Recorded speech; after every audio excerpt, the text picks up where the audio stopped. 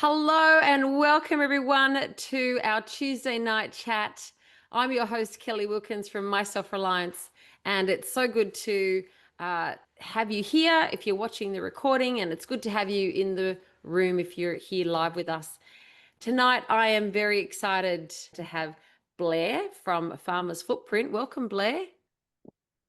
G'day, Kelly. Thanks for having me. Hello to And you know everyone. what I'm also really excited about, Blair, is that it's spring. And I'm wearing my spring yellow and my spring earrings. And how perfect that we're going to be talking all about what you do over at Farmer's Footprint and the land and the soil. And so we're going to jump straight into it. And I might do our announcements at the end. But Blair, you've been with Farmer's Footprint a little while now, and it's a non-for-profit organization that's here in Australia, but also has its roots in the USA. Just tell us the mission of Farmers Footprint, and is your mission, your personal mission, the same as the Farmers Footprint mission, or and how does that look? Two big questions, Two. but I like starting that way. Our mission at Farmers Footprint is really to amplify and accelerate regenerative agriculture. That's a, a reason. That's kind of our elevator pitch anyway. Um, we see that our current status quo, our food system is not delivering the nutrient dense food that people deserve. And the methodologies used in food production are damaging soil, landscape function, and don't really hold a future for our children. So we understand that we already have the technologies we need to transition to better practices, but it's not going to be easy because the current dynamic with the conventional food system is controlled by large corporate interests that don't want to change the way we farm. And we will tell story. Our mission is to tell stories and inspire farmers and consumers to embrace a new way of farming that supports human health and planetary health. And my personal passion is I'm pretty lucky because it's pretty aligned with our vision. I want to see food system transition. I want to see people healthy. I want to see landscapes healthy, and I want to leave a future that's bright and abundant for my kids. And I see the way we farm um, and the byproducts of the way we farm play a huge role in what our future looks like. So Mm. yeah, it's we need to come back into connection to our food and the people that grow our food and start looking at different ways of producing food if we want to leave a beautiful future that for our kids and what we really deserve and what we know is actually possible. There's just a lot of crap in the way, whether that be uh, big business or stoic mentalities. Now, so that we asking the right questions of you, your expertise in the role that you play. Have you been a farmer yourself? Are Mm. you're passionate about soil and about the regenerative? So, but what do you bring to the table? It's a really good question. I'm still working it out. Um, I've always been rooted in some sort of culture. I left school and did a horticultural diploma. Then I got mesmerized by permaculture because that was more in harmony with natural systems. And then I wanted to realize how do we feed the world? And then so I got involved in agriculture, and through those processes, I've had many iterations of being involved in restaurants and creative arts. But my anchor has always been in the earth, in nature, in food production, and find myself now utilizing all the skills that I've brought together over 50 plus years to, spearhead a movement of reimagining our food system, reimagining our relationship to our food, ultimately to each other, because if we heal the earth, we heal ourselves. So my my life, it feels like, has been leading up to these moments Mm. and has been a dramatic and sometimes tumultuous journey to find myself here where I get to synthesize what I love doing with what gives me purpose. My main, like as far as where my expertise might lie, it's here in Australia, Mm-hmm. in an Australian context and an Australian landscape. That's where that's country I'm connected to. I've certainly Mm. been and traveled over the world and consumed lots of delightful cuisines from different cultures and seen different practices in action. But I think where I feel most at home and where I feel as if I can be of best service is on Australian red dirt. And so I know that you did a visit of farmers recently to understand what was going on in farming. What did you learn? Mm. Yeah, it's a good question. To give some context to that, I'd been running our organization for maybe 3 years, and most of that time making assumptions about agriculture in Australia, and utilizing third-party perspective and being a bit of a desktop warrior. So I took it upon myself to get on the road. I dragged my family around for almost 2 years around Australia, so visiting farming communities and spending time sitting around, generational farming tables, having conversations about what our future of food might look like and getting some sort of sensibility of what's happening in Australia and where are we at. So I can speak to that with some more integrity and possible authority.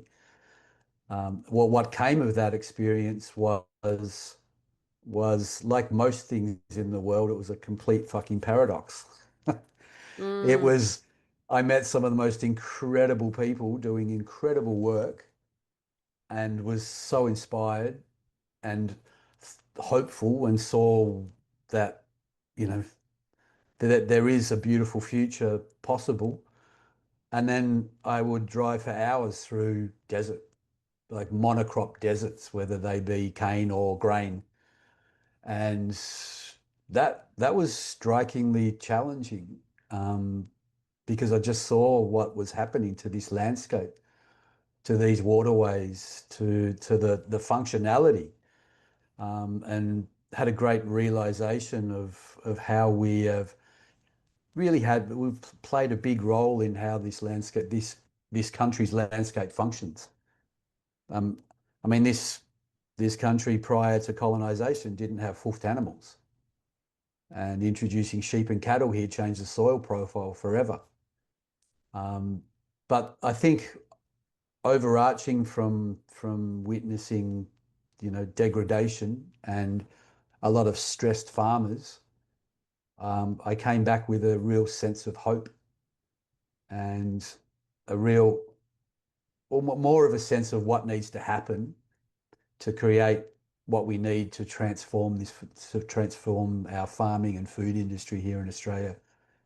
And also, also a realization that I can't do it alone, and it's going to take a lot, and it might be generational, and there's a lot of players that need to play catch up.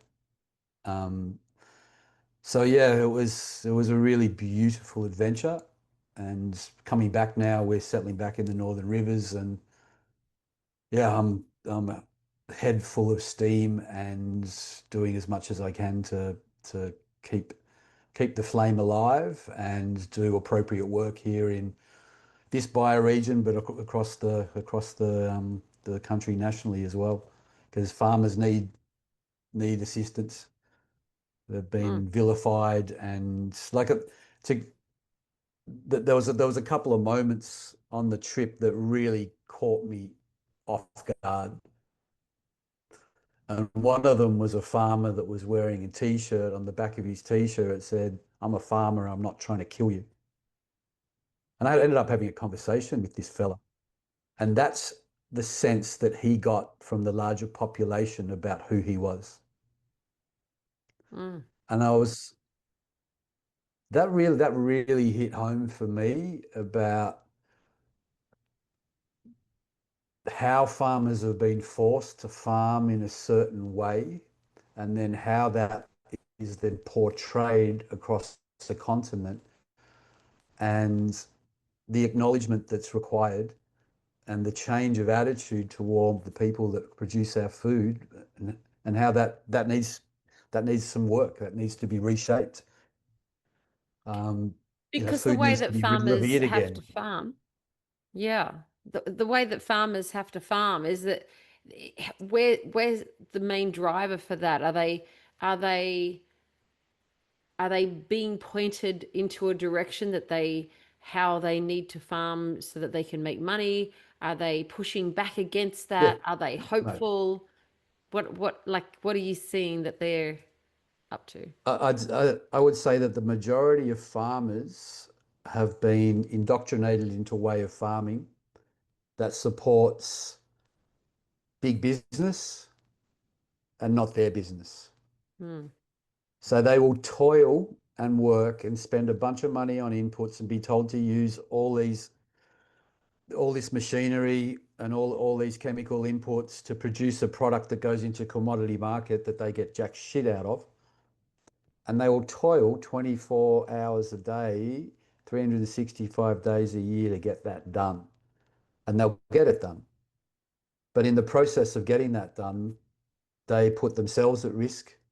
They degrade their landscapes, their water, and they don't live an abundant, beautiful, prosperous life that they deserve to. And they're not acknowledged by the wider community by the incredible work that they do to put food on people's plates. And this stems from a playbook where profitability and productivity are the main players. And we as community members, and this is not just related to agriculture and farming, it's across the board, the economic board, we are subservient to large corporate interests. And Mm. their tendrils reach into all parts of our lives, and definitely all parts of our food systems, including our institutions and our government, or our government operations and policymakers, and the people that are meant to be paid to protect us.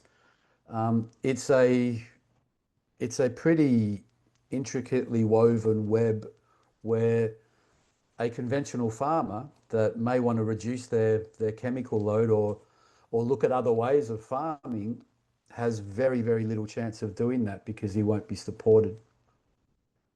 Um, that they become a risk to the playbook that I just mentioned. Mm. And you have banks and insurance companies and big ag sitting there going, no, no, you farm like that because I make a lot of money doing it. And if you shift away from that, you become a risk, and we may not be able to support you in doing that. So immediately it's perceived as a huge challenge to transition to any other form of farming, like to minimize chemical load, minimize fertilizers, start producing on farm fertilizers, or just some of the cherry picking some of the easy ways to mitigate chemical exposure or start to support soil life. So it's a big clusterfuck out there. Excuse my language. I do swear a little bit. Um, I just but send my children away. yeah, but but but I do have a sense of hope because I met so many amazing people across this landscape that were doing incredible things, brave, courageous, innovators that were doing things a little bit differently and succeeding, not only economically, but their health, their family's health, their landscape health, and the food that they were producing was incredible. The unfortunate part is that most of them are still selling into commodity market. So the amazing food that they're producing and the amazing water that they have on their landscape and the amazing soil, they don't get paid for that stuff. They still sell into the same shitty market. So we want to reimagine all this, and we see people already doing it.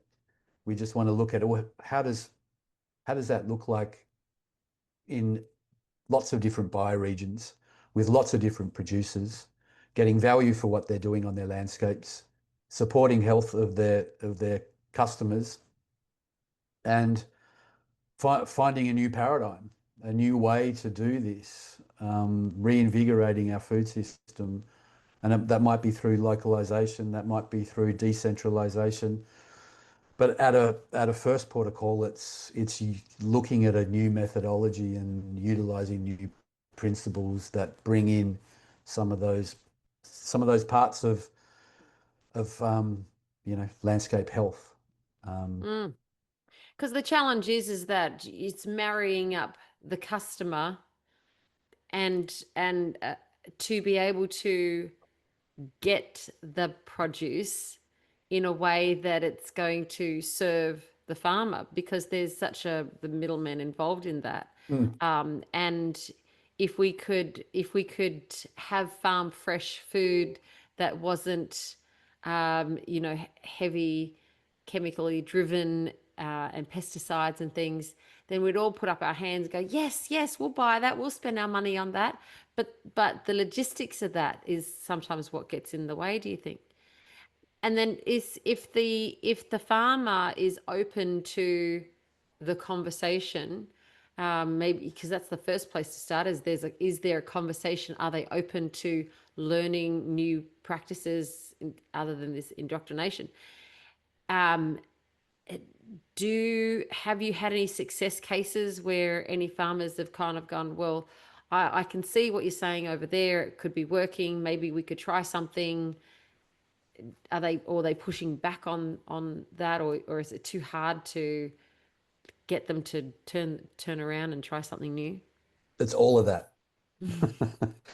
But what I have found, and it's unfortunately this is a human nature or human experience challenge, is that we don't see change, we don't want to change until most of the time until some sort of cataclysm happens.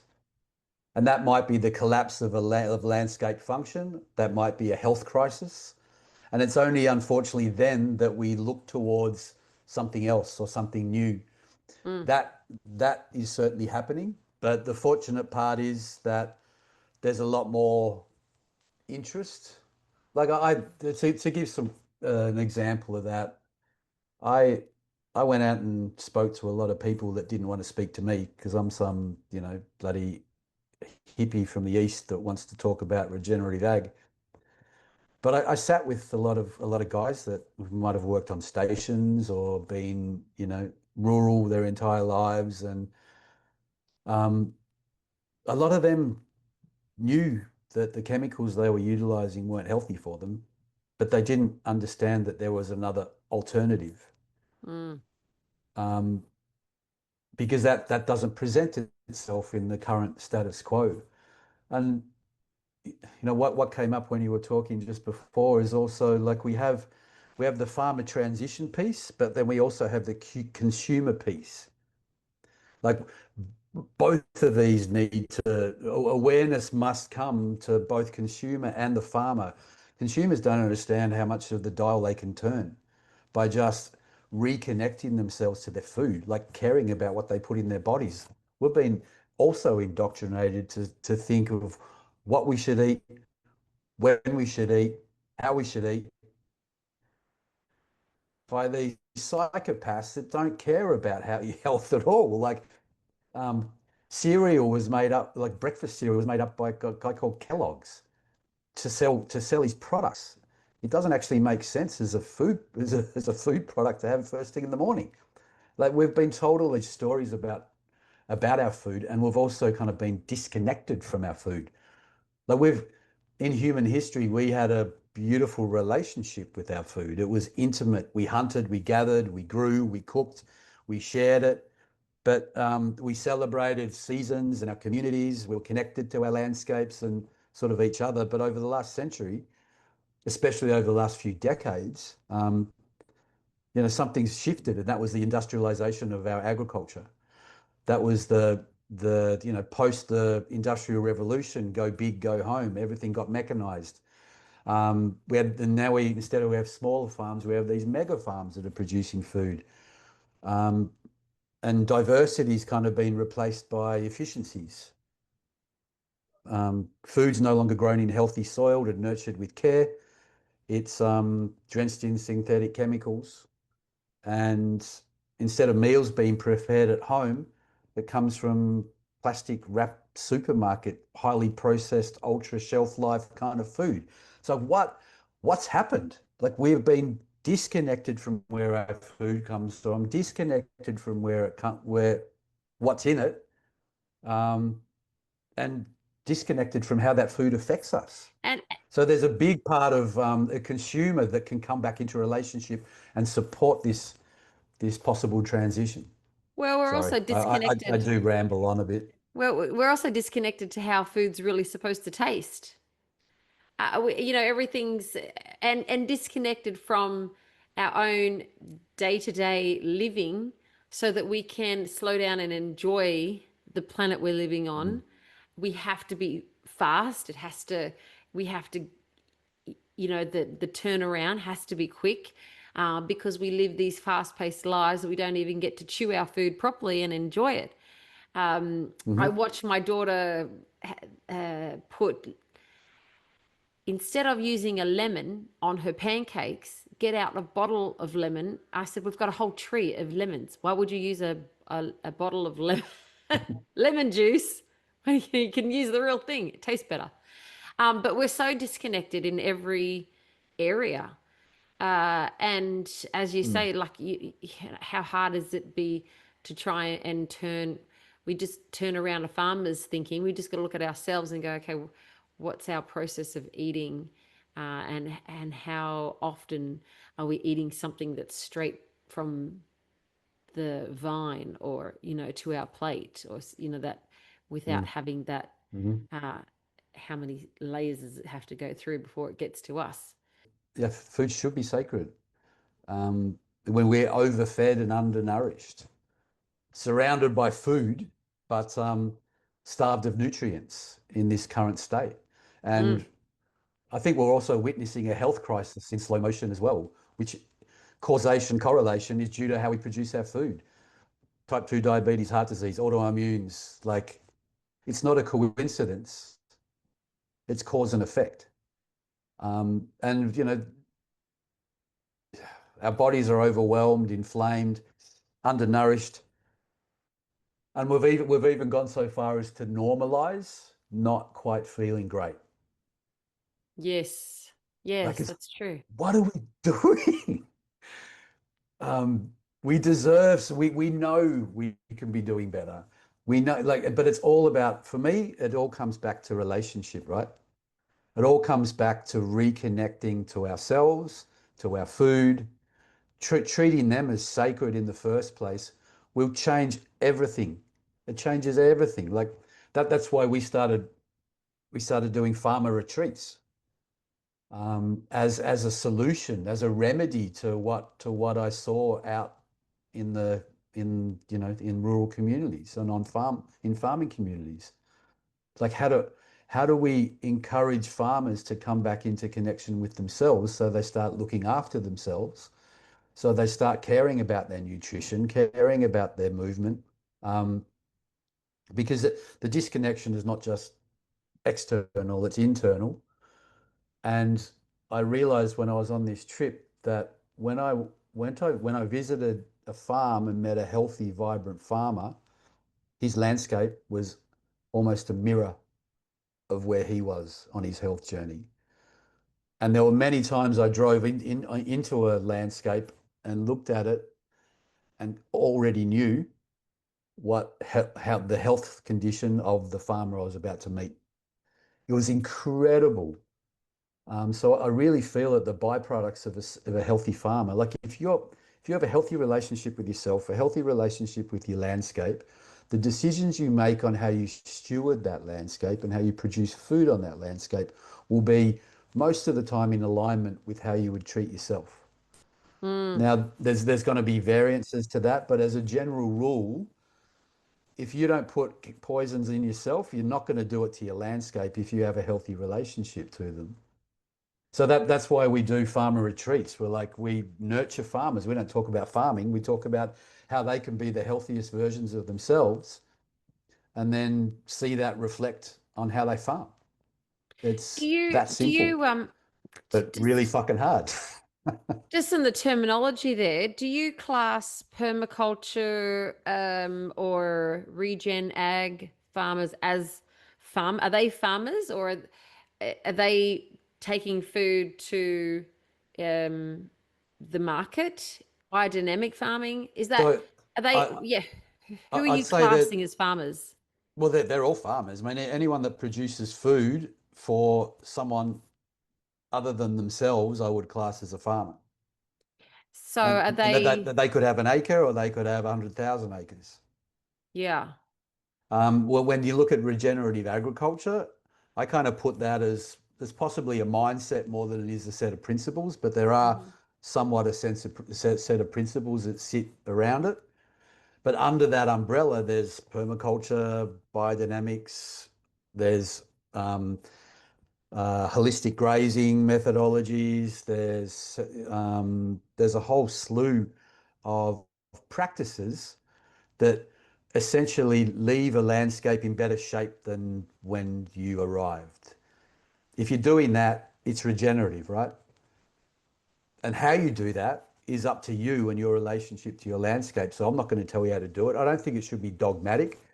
I think what we need to do is utilize we utilize this mantra in our organization. It's progress over perfection. Like Mm. do as good as you can. And we've also got a big toolkit of if when we need to use it and use that when you need to use it. Like let's not point fingers, let's not cast judgments because we've been doing that for a long time. Let's not call someone regenerative and someone not regenerative. We're all producing food the best way we know how. We've just got to sort of step back and go, well, am I leaving this landscape in better shape than when I first came? If you're not, then maybe there's something to do. Maybe there's something new to consider. So when you're taking these farmers on retreats, then how do they apply? Are they, yeah? Yep. We've just finished our application process for one coming up in October and another one in WA in November. Yeah, we just cast the net out and say, retreats on, guys, who wants to come? Uh, we don't talk about farming on the retreat. I mean, we Mm. do, but it's not on the schedule. When you bring Hmm. a group of 20 farmers into the same room, they're going to talk about farming.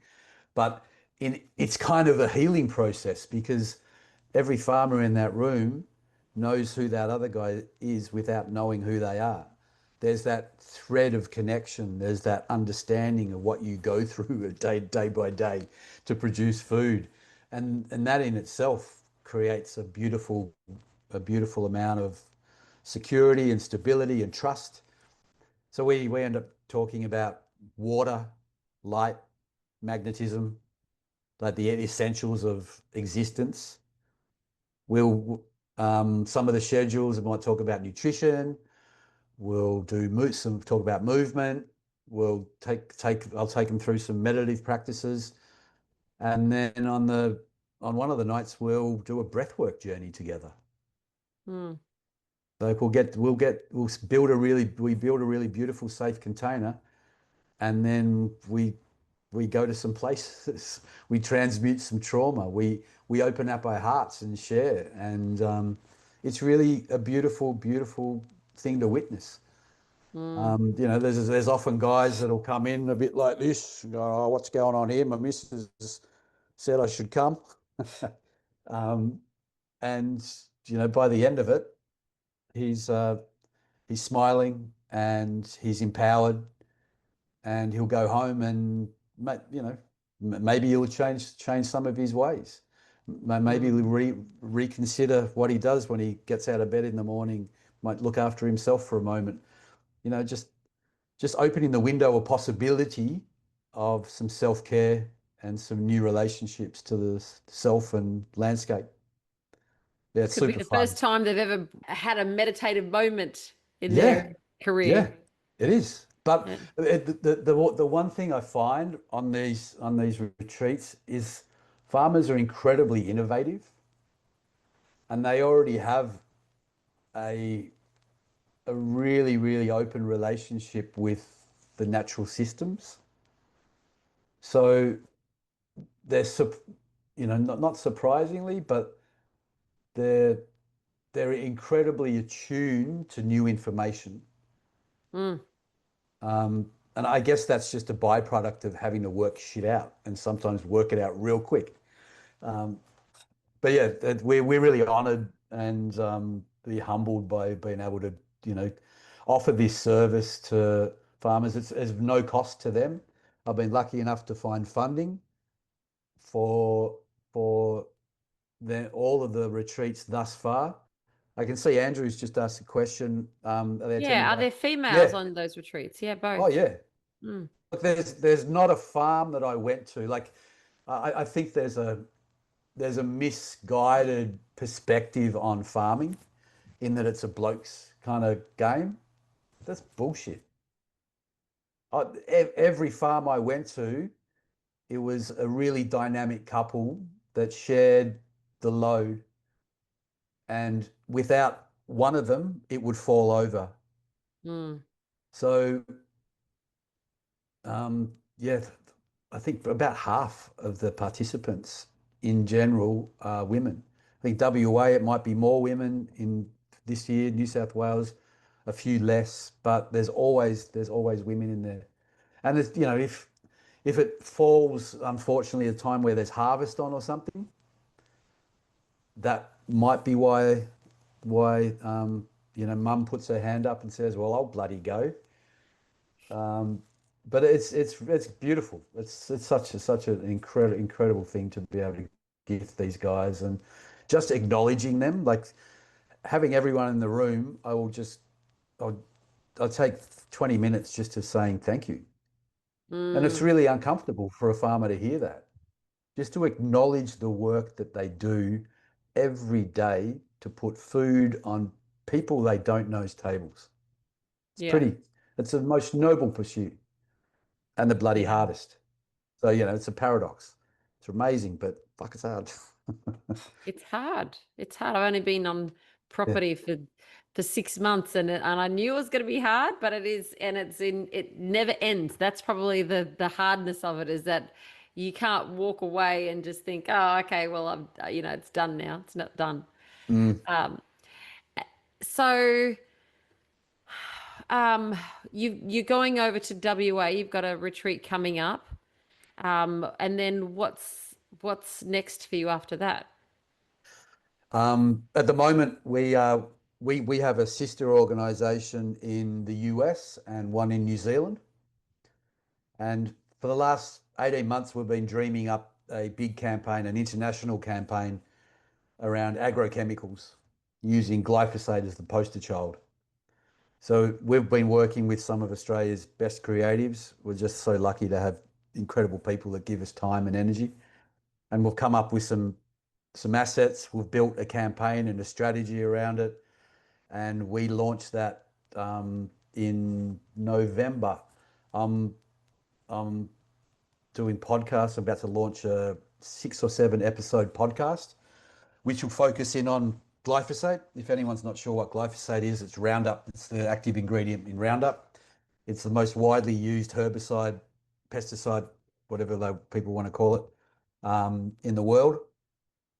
And it's detrimental to life, our lives, aquatic life, terrestrial life, soil life. But we still use it, and it's still, yeah. Anyway, we want to create we're creating an awareness campaign so people we get to shine the light on that, and this podcast series will speak to all the different elements that glyphosate has an effect on human health, environmental health, farmer well-being. We've got a legal team that took Monsanto to court and won several times. We'll be speaking to them. We'll be speaking to a farmer that has fourth stage cancer and has been battling that and his personal story. We'll be tuning into farmers that have transitioned, that were users of a lot of agrochemicals and have transitioned out of that. One of them being Will Harris from White Oaks Pastures in America is incredible. Diane Haggerty, who are in their WA. So Farmer Joshua, if you don't know who those guys are, they have a thing called natural intelligence farming. And they're about 3 hours north of Perth. They're doing incredible stuff. They've got about 50,000 acres. They've got under cropping and integrated animals. So this podcast will just sort of be a preamble to our larger campaign, which will be focused on all colonial countries that have utilized these methodologies in producing food. You know, one of the big ones that we'll be looking at is the desiccation of grains, which if people aren't familiar with, it's when glyphosate sprayed pre-harvest.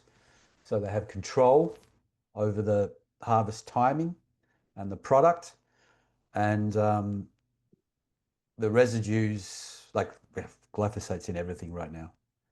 I'm just trying to fund a test batch of 10 wines from Australia just to see if they've got glyphosate, because there was 100 tested in California recently and 100% of those had glyphosate in them. So this is a water soluble molecule that gets into everything, can travel in the air, in our waterways. And I just don't understand. Well, I do understand why we're still using it, because it works. But at what cost? At what cost? Why? What's the alternative? If farmers wanted to say, "Look, I'm not doing that. That doesn't work," what would they go to? So yeah, good question. And there's nuances and there's various methodologies where people use it. So we just mentioned wine. They only use it in wine to keep the crops and the weeds down at the base of the vines, but it still gets into the wine. Can you shift? Can you still use a herbicide to knock off the weeds that's not glyphosate? Yes. So there are alternatives rising. There's some fellas we know that have been working really hard to get through the legislators here and in the US for a biological alternative to herbicides. I mean, there's some practices where you don't use any herbicides, but low-hanging fruit, if we can swap Roundup for a biological that doesn't harm and doesn't leave a residue, that's a real massive win. So that's a possibility across the board for whenever it's used, like councils, parks and gardens, like your dogs are affected. Like there's a vet, an Australian vet that speaks to this in real depth as to what she sees, which is from chemical exposure from their dogs, because these chemicals are used in our parks and gardens. They're used in our schools. They're across our verges, and then in our food system. So there are methodologies for every instance where we can transition out of. Why don't we? Because it might cost a little bit more money. But if we make the change, then all of that energy that's used to support those products will shift into ones that are biological and do no harm. So it's just moving the energy from one space to another space, the problem into the solution. And people can still make money out of that if they want to, but let's stop harming our planet and ourselves by what we use in our food production systems. Yeah. Well, they've got quite a stranglehold on the market, don't they? And anyone who wants to stand up to it. Yeah. Well, we But don't, we know we're going to be in the firing line and yeah. we're ready for it. And if they come after us, I'll know that we're doing a bloody good job. I can see your question there, Andrew. Systemic pesticides, do those chemicals go into the fruit and veg? Bloody oath they do. Mm. Yep, you have residue on everything. There was even organics, and I'm not sure there's a thing called Appeal, which Hmm. has just come out on the market from our buddy Bill, and that's a In Australia coating. now, yeah. It's in Australia now, but I think there was some pushback around it. And I need, I don't spend a lot of time in the media and in the circus, but Yeah, I we did need see to check something on that. that America stopped That it. maybe they've held it back now, Mm. and that might have been something to do with the Maha movement, with Bobby Kennedy being in those spaces and places. I'm not sure, but there's so much. I mean, I'm talking about glyphosate, but when you look at the bigger suite of agrochemicals that are utilized in food production, atrazine, paraquat, diamethone, like blueberries in, just north of where you guys are. Like it's incredible what gets through the legislators here in Australia, and we have one of the worst records with allowing them to do whatever the fuck they want and put whatever the hell they want in, because there's this revolving door between policymakers and big pharma, big ag. And I'm pretty sure you guys are probably aware of that collusion, but it needs to stop. Mm. So, have you had a suggestion for the common person, what they could do to make a difference? Um, what are your top tips? Top tips is reconnect to your food. Treat it as something sacred. Don't eat on the rush. Like we spend a lot of time eating on the run, eating in our cars, eating in front of the computer. Like just stop. Just for a moment, think about where that food has come from. That food on your plate, someone has given their time and energy and blood and sweat to put it there. So just for a moment, just even in just a second, just go, wow, thank you. Like just treating food as something sacred changes your perspective around it. And then in doing that, think about how it was grown and who grew it. Like reconnecting to your farmer, to the place of birth of that piece of food. So farmers markets, if you want to move away from high processed, chemical chemical laden foods, then meet your farmer. It might cost you a little bit more in the back pocket. That's an unfortunate reality, but not a huge one. Um, but what I say is pay the farmer now or pay farmer PH later. Because if let's invest in our health. If you bought a car, well, look, when you go and buy a car, you go and get that tested out. You get the RACV to do a test or whatever. We don't even think about it from a food perspective, right? So as a consumer, just start thinking about where your food comes from. Go to the farmer's market. There's nothing better than meeting the farmer that grew your food, taking that home and cooking it. And there's this relationship, there's this reconnection. And once you feel that, and then you get into the seasons and the rhythms, and you start looking forward to like you just said before, it's springtime now. I mean, that is a colonial season in an Australian sort of climate, which doesn't make sense. 4 seasons in this country is like, what are you talking about? It's not like for this bioregion, there were 6 seasons. But I hear what you're saying. It's like there is a shift, right? And what do we look forward to then? Yeah, the weather gets a little brighter, the days get a bit longer, but think of all the food that start coming on. Think of all those spring foods that we grow. And that happens every season. The mother provides every season. So if we start building that relationship with our food, we start looking forward to these different times of year. And it's not by chance that the mother, Gaia, provides what we need to eat at those times of year. Like she's been doing it for millions of years. So as a starting point, just enjoy that. Like start enjoying your food again, stopping for a moment to enjoy that piece of your life. You don't Mm, have to bloody rush all the time. Um, that the consumerist um, story needs to just stop with your food. And then, the next stage is grow some because it's not that hard. It is when you got clay soil, Andrew, that's for you. Um, but it's so rewarding and get your kids into it.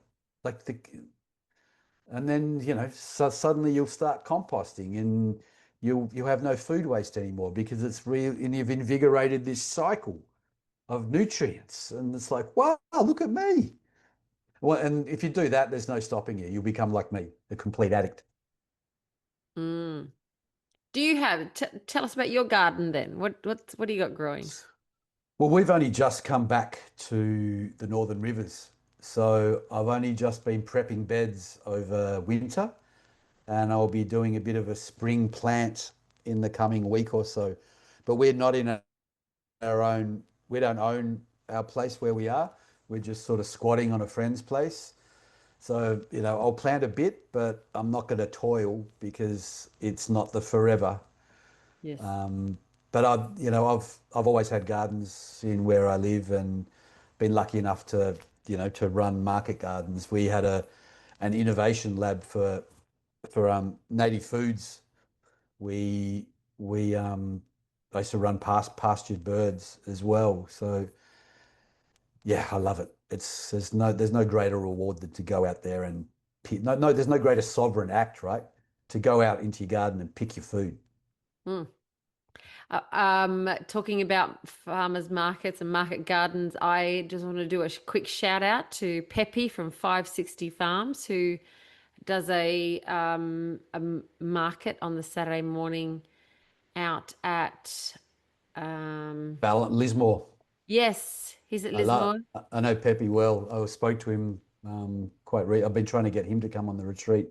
He's incredible. What a man. He's got smashed so many times by Mother Nature, but he just gets up again and Yes. produces incredible food and is a beautiful, beautiful human with way too many kids. Hopefully those kids will all take over looking after the farm at one point. But he I think came and one definitely will. spoke at our Freedom Summit last year, and Hmm. yeah, at personal cost to him, and made the effort to come, and we were so inspired by his generosity and hard work and what he's done for Polynesia when he's Yes. Yeah. yeah, inspiring work. Yeah, it's incredible. Oh yeah, get him on a retreat. He deserves one for sure. So anything else that you wanted to talk about that I haven't asked you? Oh God, I could talk all night, to be honest, about this kind of stuff. But I guess, I guess one of the main points is, we have the opportunity to be activists. I don't know if everyone eats 3 meals a day. I don't anymore because, I'm intermittent fasting or doing whatever fads happening. Um, but we can be an activist three times a day, right? Um, and every meal is a chance to do something differently. Uh, you know, start listening to our bodies again. Start connecting to our bodies again. Pay attention to how food makes you feel. Um, Practice gratitude before you sit down to your food. That changes everything because food is never just fuel, right? Food is medicine. It's memory and it's meaning. So that's probably a good place to to sit and just absorb that beauty that we get to do every day. Yeah, that's Um, gold. That's and right, look, because I love that. Medicine, memory, and and meaning. meaning, Mm, and maybe a bit of magic in there as well. Yeah. I love that. And you know, Yeah. this is just a journey of reconnection, right? It's not about perfection. It's very much about presence. Um, you know, let's reclaim our food, reclaim our relationships to nature. Let's come back to ourselves. And I guess as a final comment, it would be because when we reconnect, we remember. And what we remember is that we were never separate from nature to begin with. And that's been the biggest part of this. Our story of separation is why we're in this shit. And reconnecting and reuniting to ourselves, our families, our communities, our food, our landscapes, our planet is the remedy for building a beautiful future together. And kudos to you guys and your community for enlivening that and showing what's possible. It's really important right now in our this time on Earth for us humans. Well, I appreciate that and I thank you. And one of our missions is to connect communities to their food source and to each other and strengthen the individual to be able to start growing at home, even if it sprouts on the bench, to putting together a garden.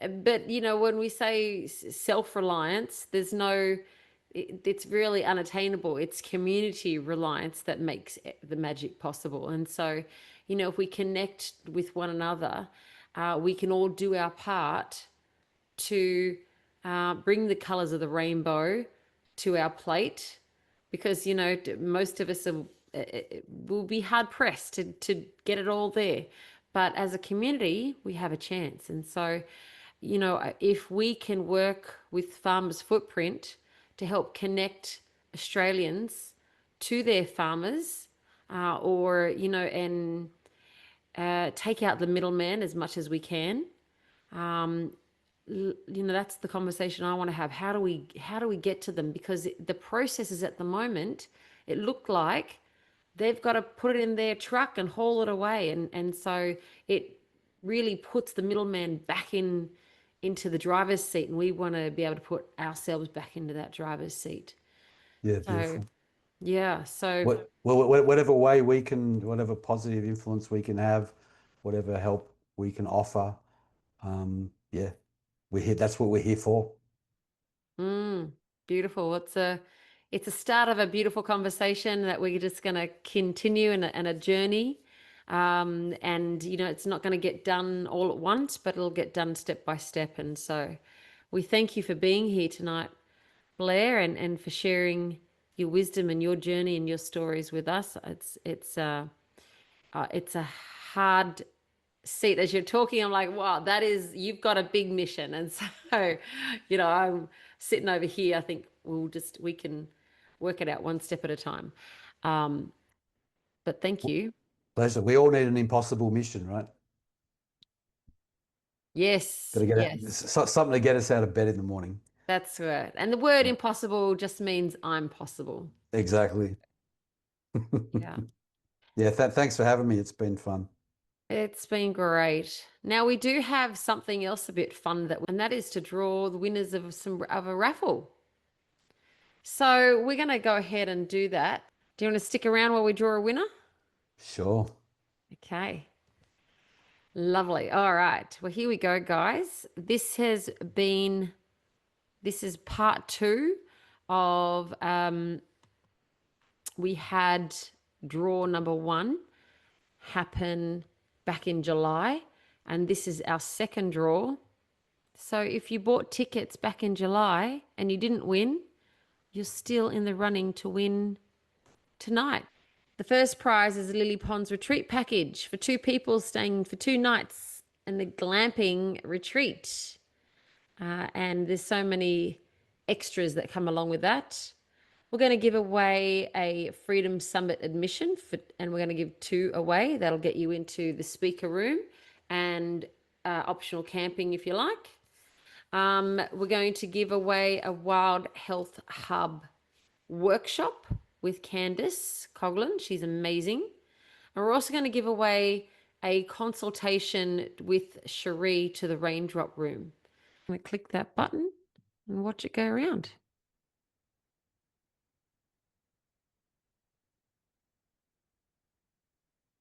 Oh, Andrea, come on. Well done. You have won. I didn't say well. Okay, we're starting from the bottom up. So we've got to have a bit of anticipation, right? So you're winning Cherie's Raindrop Room consultation. So that includes some essential oils. I know Andrea's going to love those essential oils. Okay, the next prize is Candice's Wild Health Hub. Okay, here we go.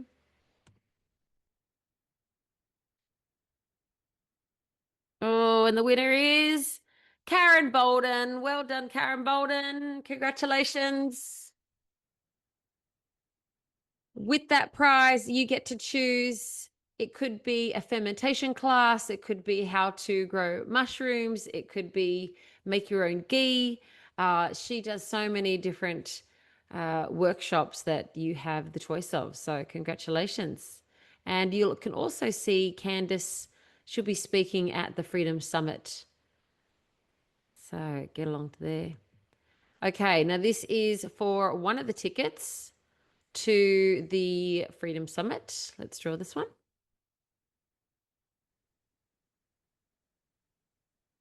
Oh, Karen, you have free tickets to the Freedom Summit.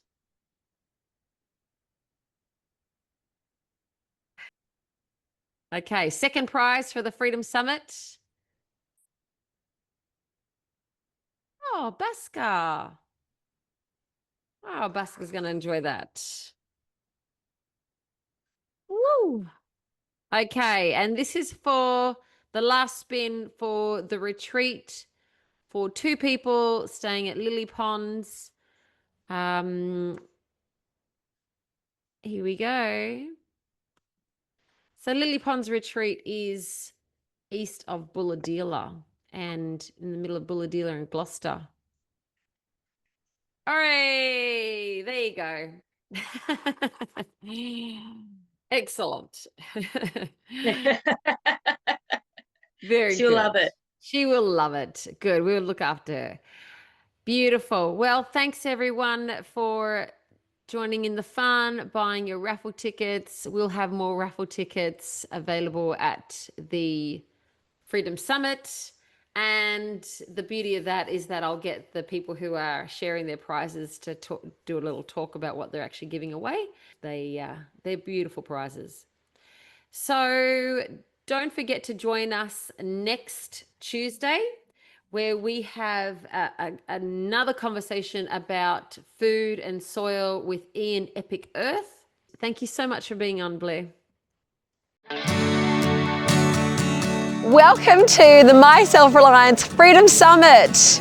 It's so good to have you here. We have had a cracker of a weekend and it's not over yet.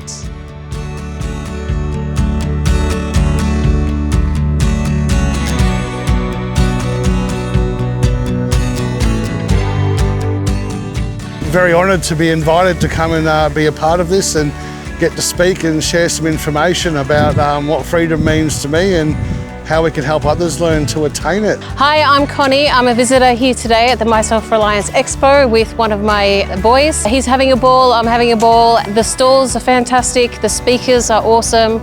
I've certainly learnt plenty along the way from, everything from gardening to spear throwing. G'day everyone, my name is Murray and I am the owner of Country Meats Direct, which is a home delivery service in Sydney that specialises in free range meat. The reason I came back, I've been here twice now, is because how nice everybody is. And a massive thanks to Kelli and the crew for organising this event, giving a platform for all of us to come and share our views and ideas and opinions as to what freedom means to us and how we can help share that with others. And it's a beautiful location to boot. If you're looking for community, if you're looking to be educated on, being more traditional, being more self-reliant, then this is certainly the place to be. It's just done in a very connected way. It's an amazing community. Kelli does a wonderful job, and the people here are the sort of people I want as customers, so that's why I'm here. What does becoming your best self means to you, Kelli? It's pushing beyond the boundaries, knowing myself as where my limits are, and then pushing beyond that to where I want to be. How was Michelangelo be able to create David? He just took away everything that wasn't David until David appeared. If you're considering coming to the event or joining the community, it's really just about being around good people that share similar values. And that's what life's all about. Life gets stressful, life gets busy. When you do have a bit of free time, you want to spend it with people who are going to cherish and value that time. And these are the sort of people that do that.